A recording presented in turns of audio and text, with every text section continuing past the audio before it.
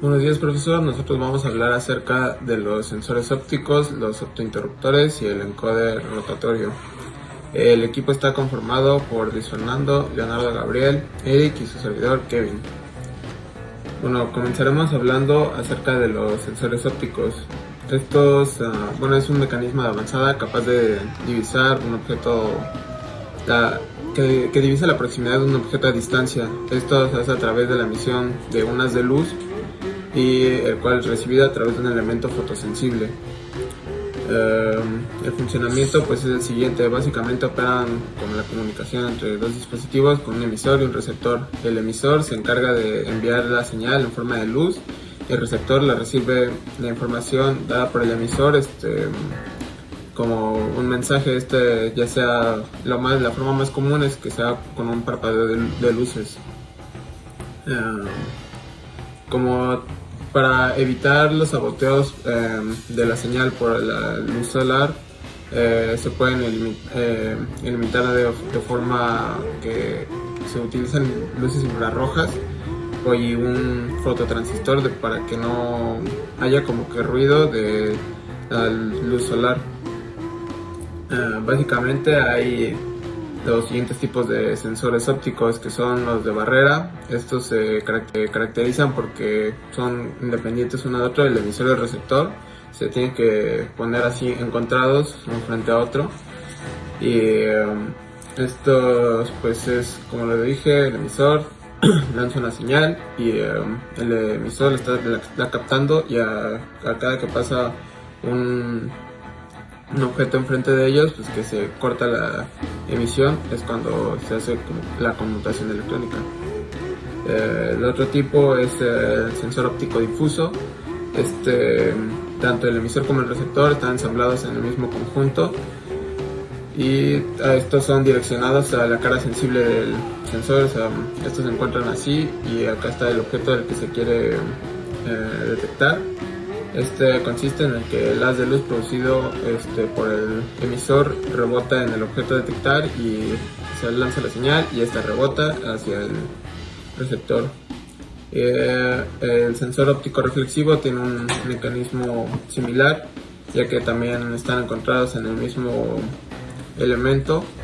La única discrepancia es que se utiliza un espejo reflector que logra rebotar la señal producida hacia el mismo lugar del origen. Y bueno, a su vez estos sensores ópticos reflexivos pueden ser de tres tipos. Es el paralelo. Esto se usa generalmente en fibras de plástico. Coaxial, esto es de alta precisión, que se tiene en un núcleo y área circundante. Y también, por último, está el separado. Este tipo contiene múltiples fibras de vidrio y tiene áreas separadas para el transmisor y el receptor. A continuación, vamos a hablar un poco sobre los optoacopladores. Un optoacoplador, también llamado optoaislador, es un circuito electrónico que funciona como un interruptor aislado ópticamente, es decir, que permite una conexión eléctricamente aislada entre dos circuitos que operan a distintos voltajes. Está construido por un LED y un circuito de control activado por luz infrarroja. Entre otras cosas, una de las ventajas principales de los optoacopladores es su aislación eléctrica entre la carga y la electrónica de control. La única conexión entre ambos elementos es la luz de LED que activa el fototransistor. Básicamente lo que sucede es que cada vez que circula corriente por un diodo emisor de luz, este emite una luz infrarroja. Esta incide sobre la base del fototransistor. Esta carga de la base y lleva al fototransistor al estado de conducción. Un optoacoplador está diseñado con dos elementos principalmente. El primero es un LED infrarrojo. Este dispositivo activa remotamente al optotransistor, quien es nuestro segundo elemento, un dispositivo electrónico de control. Dependiendo del tipo, este puede ser un optotransistor, un TRIAC, un transistor Darlington, un SCR, una compuerta digital. Por ejemplo, un optoacoplador común es el 4N25. Este incluye como dispositivo para controlar a un optotransistor. Por el contrario, el MOC 3011 incluye a un TRIAC activado ópticamente. Finalmente, el propósito del LED es el de activar al elemento de control, hablado anteriormente. Las aplicaciones de los optoacopladores incluyen el de activar cargas que puedan inducir ruido eléctrico al sistema de control. Cuando una carga inductiva, como un motor, se activa y desactiva, produce perturbaciones, como por ejemplo, perturbaciones eléctricas en la alimentación del sistema, incluso cargas que consumen mucha potencia de la fuente. Pueden drenar momentáneamente el voltaje o la corriente que dicha fuente suministra. Los optoacopladores se usan para aislar a estas perturbaciones electrónicas. Comúnmente se usan a los optoacopladores con otros elementos de control como MOSFET, TRIACs, transistores de potencia, relevadores mecánicos o relevadores de estado sólido. En este caso, cuando se usan en conjunto con otros circuitos electrónicos, el objetivo es aislar a la fuente del sistema de control de las perturbaciones que puedan ocasionar el encendido o el apagado de los actuadores, como tales pueden ser los motores, las luces, los LEDs, entre otros. Generalmente no se usan solos, debido a que no tienen demasiada capacidad para disipar mucha potencia. En otras palabras, está limitada en cuanto a la corriente y el voltaje que pueden pasar por sus terminales de control. Es por eso que se recomienda usarlos en conjunto con otros elementos de mayor potencia de operación, como lo sería un relevador o un TRIAC. Algunos de los optoacopladores más usados para aplicaciones educativas son el 4N25, que cuenta con una salida para transistor, el MOC 3011, que es un optoacoplador con salida para TRIAC. De igual manera, el MOC 3010 tiene una salida a TRIAC. El 4N35, que cuenta con una salida a un transistor, y el PC817, que también cuenta con una salida a transistor.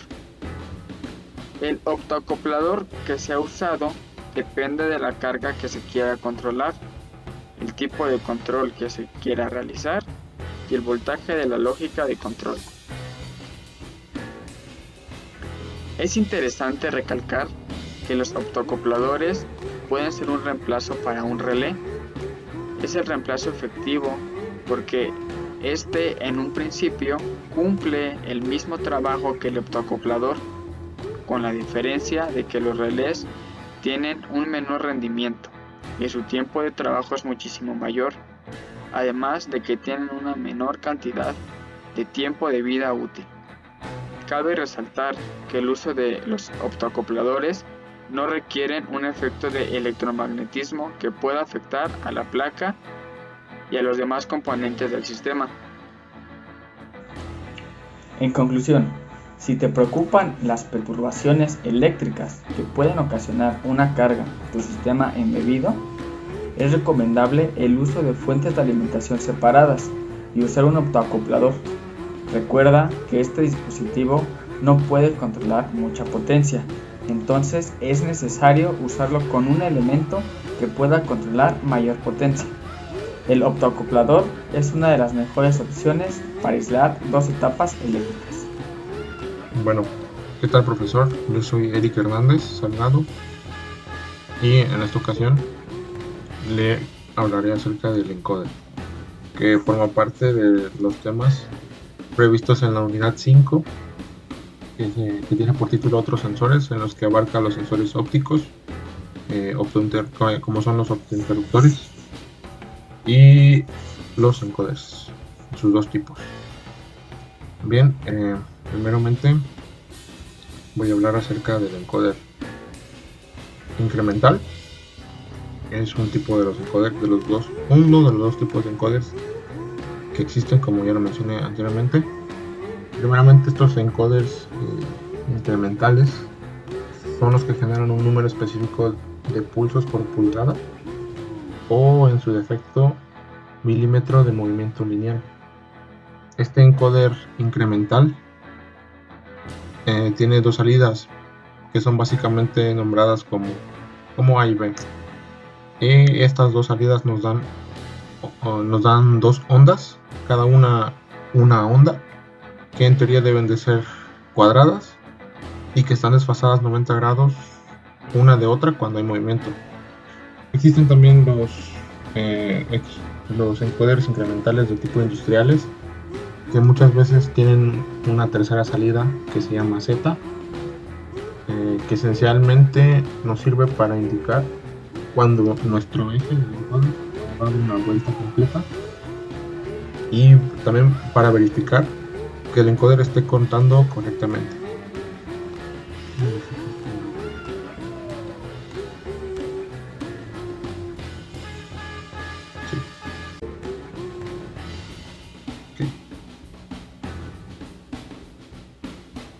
Bueno, este es un diagrama de las cuadraturas de nuestro encoder, en el cual podemos ver dos sentidos de giro. El primero es clockwise, que es en sentido de las manecillas del reloj. El otro es anti-clockwise, o sea, en sentido opuesto a las manecillas del reloj. En el primer caso, cuando es en sentido horario, podemos ver claramente el desfase que hay entre A y B de los 90 grados. Aquí podemos ver, si trazáramos una línea, aquí serían los 90 grados, ¿no? Y está indicado el estado alto de nuestra señal y el estado bajo de la misma, y pues es lo mismo para la señal B. Caso contrario, cuando el eje de nuestro encoder gira en sentido antihorario, vemos aquí la diferencia que hay, que es al revés. En lugar de que B esté desfasada de A 90 grados, aquí A está desfasada de B 90 grados. Es un comportamiento bastante interesante. Hablando de las salidas de cuadratura, esta salida de cuadratura nos permite la supervisión en los procesos que pueden revertir la dirección o que deben mantener la posición neta cuando el encoder está parado, o sea, estático, o está oscilante mecánicamente. La cuadratura bidireccional es la que se recomienda para la mayoría de las aplicaciones, como por ejemplo las aplicaciones de posición, de velocidad y de longitud. La salida del encoder incremental siempre nos va a indicar movimiento, y para determinar la posición, los pulsos deben de ser acumulados por un contador. Esta cuenta solo se producirá una vez por revolución del eje, lo que mencionaba del canal Z, que es la tercera salida que tienen algunos encoders de tipo industrial. Es que este eje Z solo se activa cuando el eje ha dado una vuelta completa, una revolución, que es lo mismo. Entonces, la cuenta de esto, que nos produce la salida Z, siempre está sujeta a pérdida durante una interrupción de energía o corrupción por los transistores eléctricos, que en este caso sería en etapa de potencia. ¿Por qué se dice que está sujeta a pérdida de energía? Porque una vez cuando, por ejemplo, supongamos se corta la luz, lo desconectamos por algún descuido, el conteo se perderá, o sea, por así decirlo, se reiniciará hasta cero, y lo que nos ocasionará que nuestro contador pues no pierda todos los datos que ya han sido acumulados en él.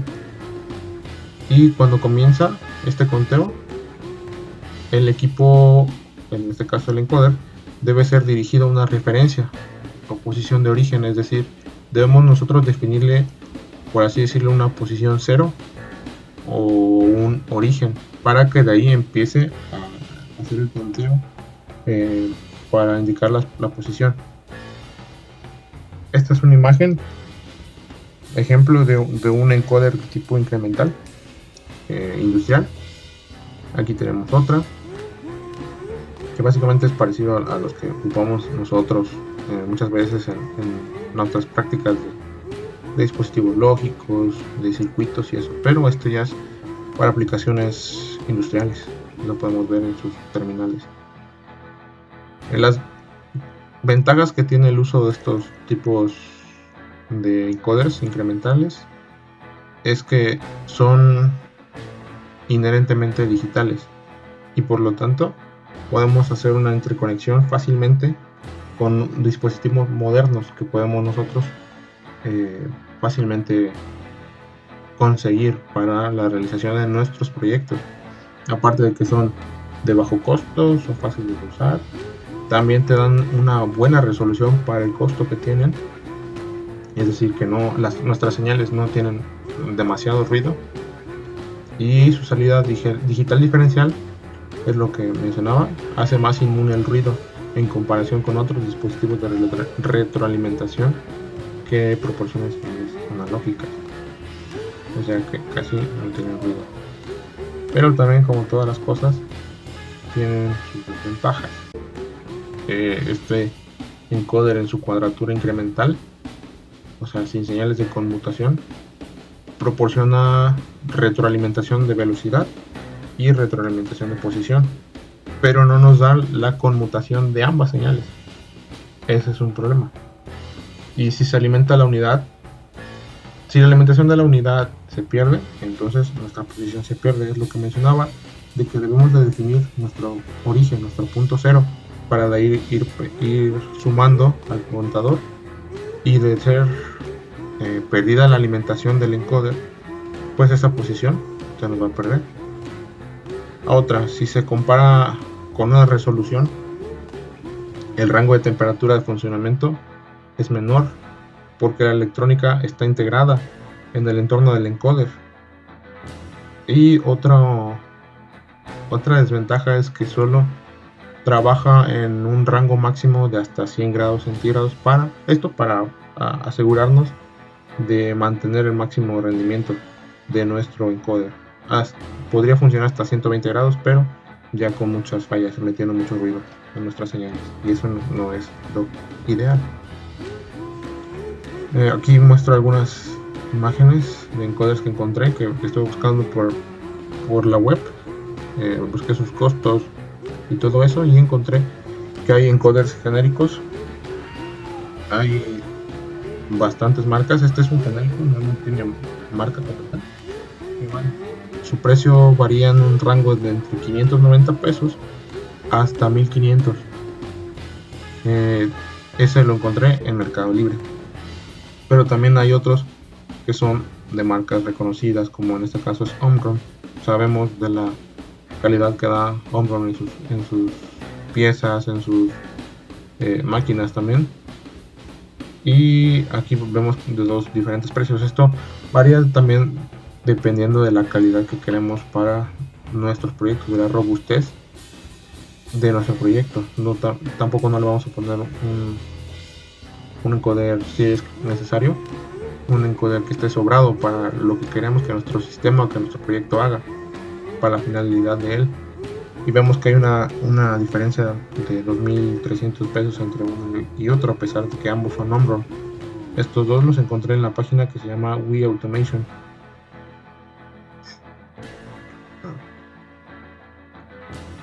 Ahora vamos a pasar al encoder absoluto.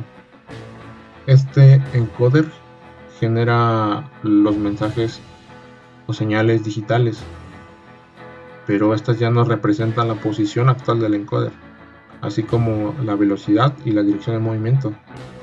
En este caso, si la energía de alimentación de nuestro encoder se pierde, la salida será corregida cada vez que la energía sea restablecida. Es decir, si desconectamos por algún descuido nuestro encoder de la alimentación, la salida se corregirá cada vez que nosotros volvamos a alimentar nuestro encoder, o sea que nuestro conteo de posición no se pierde. Esa es una ventaja. Otra característica es que en este caso no es necesario definir una posición referencial como en el encoder pasado, que es el lineal.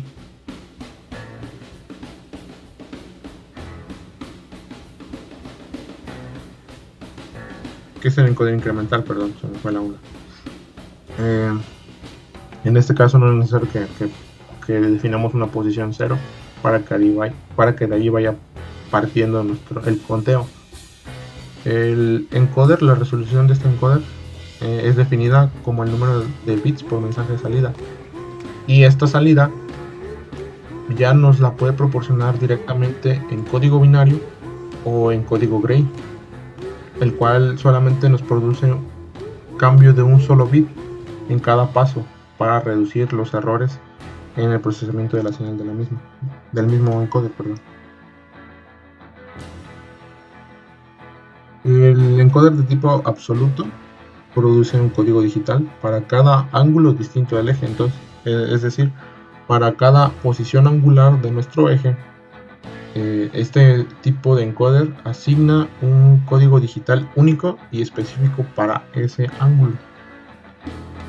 El codificador absoluto de código Gray es de 13 pistas, y en la parte superior se puede ver el receptáculo, el disco del interruptor y la fuente de luz, hablando de la composición física de nuestro encoder. La resolución de un encoder sin de los llamados senos entre cosenos o senos cosenos es dependiente de la frecuencia de la señal sinusoidal de onda y la tensión diferencial pico-pico del encoder. Al igual que con los encoders convencionales, los tipos 5 rotativos, un encoder lineal 5 también está disponible. La escala lineal se fija al bastidor de la placa del soporte magnético, y la cabeza del sensor está montado en la unidad de la bobina. Este tipo de cabezal de detección por lo general es la más barata y es lo más común que podemos encontrar en los encoders lineales ópticos. Por lo mismo de que es lo más barato, es lo que comúnmente podemos encontrar nosotros como estudiantes para cada uno de nuestros proyectos.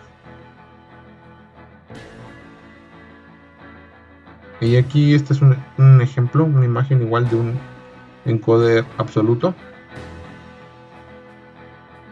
Y vamos a pasar a las ventajas de este tipo de encoders.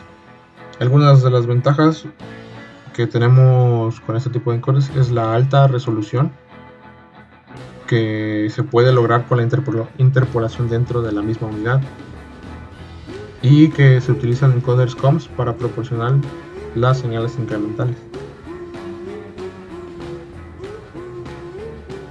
Pero también tiene sus desventajas. La posición absoluta en este tipo de encoders no se conoce, es desconocida. Los encoders senos cosenos solo se utilizan para incrementos de velocidad y posición de retroalimentación. Y otra cosa es que este tipo de encoders son muy sensibles a la naturaleza analógica de la señal de la alimentación. O sea, que si nuestra alimentación tiene mucho ruido o no es estable, hablando de los hertz de nuestra señal de alimentación, nuestro encoder en las salidas puede ser muy sensible a la naturaleza de esta señal de entrada, esa señal de alimentación. Y por último, aquí presento algunos ejemplos de encoders absolutos que podemos encontrar en el mercado. Vemos que directamente la diferencia de precios a comparación del encoder incremental es bastante, porque prácticamente el más barato, este fue el más barato que encontré, es el precio del más caro del tipo incremental. Prácticamente es el mismo precio. Es de la marca Schneider Electric. Y de ahí pasamos hasta otro rango de precios que son casi 12,000 pesos. Igual de la misma marca Schneider Electric. Y esto ya lo mencioné, es debido a las características del encoder y a la confiabilidad que nosotros deseamos tener. Y aparte puede ser para diferentes aplicaciones uno de otro, en el sentido de que un sistema puede ser más robusto que otro y demandar más recursos que los demás, o proporcionar salidas todavía más grandes, por así llamarlo. Y por último encontré este encoder absoluto, que es bastante caro, casi 40,000 pesos. Es de la marca Siemens. Ya sabemos de la calidad de los aparatos, de los componentes eléctricos, electrónicos, de los controladores de esta marca Siemens, que son de altísima calidad. Estas imágenes las obtuve de la misma página de Wii Automation, de las que obtuve las imágenes pasadas. Bueno, una fue de Mercado Libre y las demás fueron de Wii Automation. Esa también es una página especializada en componentes electrónicos industriales. Y bueno, eso es todo de mi parte. A continuación, mi compañero Luis Fernando Zurrieta le mostrará algunos ejemplos de circuitos físicos utilizando alguno de estos sensores, ya sea optointerruptor o los encoders. Hasta pronto. Bueno, y continuando con el tema, antes que nada yo soy Luis Fernando Zurrieta Lara y le voy a explicar sobre los optointerruptores. A continuación le voy a mostrar cómo es un circuito y cómo está hecho, así como el módulo que ya tenemos que se implementa para evitar este circuito. Aquí, como se puede ver, el circuito ya está hecho, donde tenemos unas cuantas resistencias. Lo que hay que notar aquí es la forma en la que viene dado el emisor y el diodo, que es la parte que nos ha mostrado y que se ha visto en las diapositivas, así como en el optoacoplador. También funciona con un receptor y un emisor que están de este lado, y aquí cada uno está mandando continuamente. Entonces este circuito es de barrera. Al colocar algo dentro vemos cómo se apaga el LED y se prende. Ahora, esto muchas veces ya no es algo tan práctico. Es por eso que ya tenemos módulos que nos hacen esto, donde ya nada más, como lo voy a mostrar a continuación,